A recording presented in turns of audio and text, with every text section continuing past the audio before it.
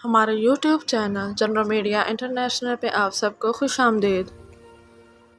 اگر آپ نے ہمارے یوٹیوب چینل کو سبسکرائب نہیں کیا تو کائنڈلی ہمارے یوٹیوب چینل کو سبسکرائب کر دیں اور بیل آئیکن پہ کلک کر دیں۔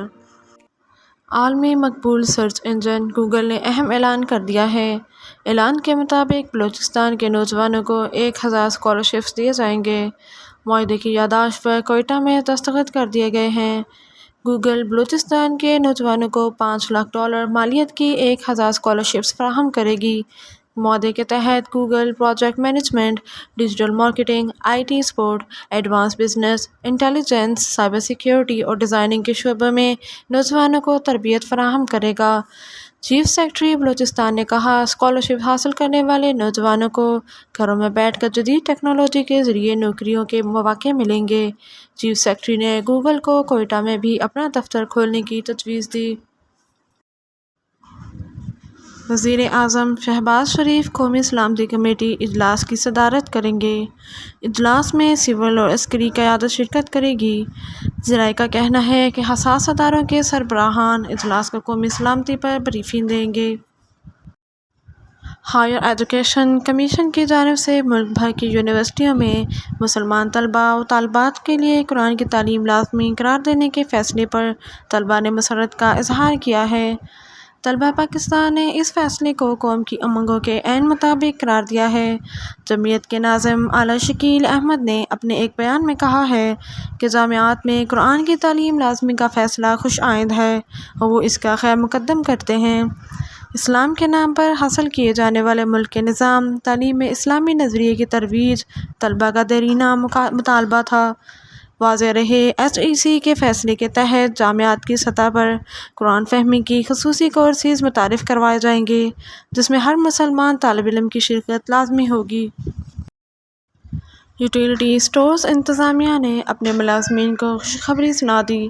رواں ماہ کی تنخواہیں عید سے قبل دینے کا فیصلہ کر لیا، جس کے مطابق رواں ماہ کی تنخواہ 18 اپریل کو دینے کا فیصلہ کیا گیا ہے۔ واضح رہے کہ مہنگائی نے عام آدمی کی کمر توڑ کر رکھ دی ہے۔ حکومت ناجائز منافع کمانے والوں کے خلاف کارروائی کی بجائے سیاست میں الجھی ہوئی ہے۔ اس صورتحال نے عوام کا جینا دوبھر کر دیا ہے۔ جلد تنخواہیں دینے کا فیصلہ یوٹیلیٹی اسٹورز کے ملازمین کے لیے ٹھنڈی ہوا کا جھونکا ثابت ہوا ہے۔ بھارت میں کورونا وائرس کا خطرہ ایک بار پھر بڑھنے لگا ہے اور 24 گھنٹوں میں 4000 سے زائد کیسز رپورٹ ہوئے ہیں۔ یہ گزشتہ سال ستمبر کے بعد کورونا کیسز میں سب سے زیادہ اضافہ ہے۔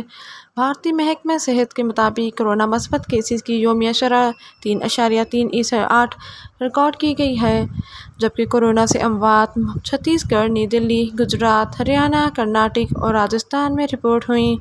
بھارتی حکومت نے لوگوں سے محتاط رہنے کی اپیل کرتے ہوئے انہیں عوامی مقامات پر ماسک پہننے اور فاصلہ برقرار رکھنے کی ہدایت کی ہے۔ برطانیہ کی جانب سے منصوبہ بنایا گیا ہے کہ 500 تارکین وطن کو ڈورسٹر ساحل پر تیرتی رہائش گاہ میں رکھا جائے گا۔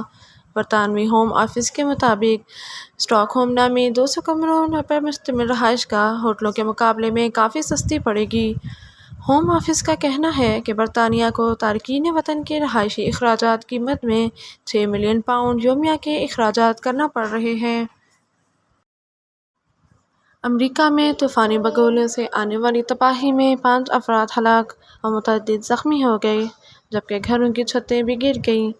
ریاست آرکنساس، الینوائے اور مسوری سمیت دیگر امریکی ریاستوں میں بھی طوفان کی تباہ کاریاں جاری ہیں، جس میں ہزاروں افراد بے گھر ہو گئے ہیں۔ واضح رہے کہ گزشتہ ہفتے بھی مختلف امریکی ریاستوں میں طوفان سے 32 افراد ہلاک ہوئے تھے۔ 2023 کے امیر ترین افراد کی فہرست جاری کی گئی ہے، جس میں پرتعیش اشیاء بنانے والی کمپنی LVMH کے مالک $211 ارب کے ساتھ سرفہرست ہیں۔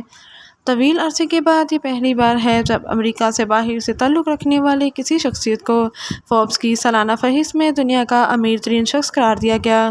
فوربس کی رپورٹ کے مطابق دنیا کے امیر ترین افراد کے لیے 2023 ایک اور سخت ترین سال ثابت ہونے والا ہے اور رواں برس بھی ان کی دولت میں کمی آنے کا امکان ہے۔ دنیا بھر میں ارب پتی افراد کی تعداد اور ان کی مجموعی دولت میں کمی آئی ہے۔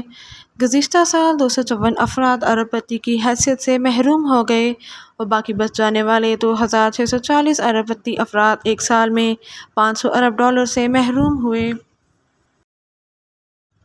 اسرائیلی فورسز کی جانب سے مسلسل دوسری رات مسجد اقصی پر چھاپے کے بعد علاقے میں کشیدگی جاری ہے۔ اسرائیلی فورسز کی ماہ رمضان میں وحشیانہ کارروائیوں نے فلسطینیوں کے اشتعال کو مزید بڑھا دیا ہے۔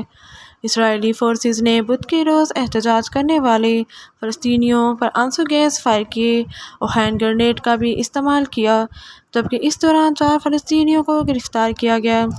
بدھ اور جمعرات کی درمیانی شب درجنوں اسرائیلی فوجیوں نے ایک بار پھر مسجد اقصی پر یلغار کی، جبکہ اس سے قبل فورسز نے نماز فجر کے لیے آنے والوں کو بھی مسجد میں داخلے سے روک دیا، جس کے باعث سینکڑوں افراد نے مسجد اقصی کے آس پاس نماز فجر ادا کی۔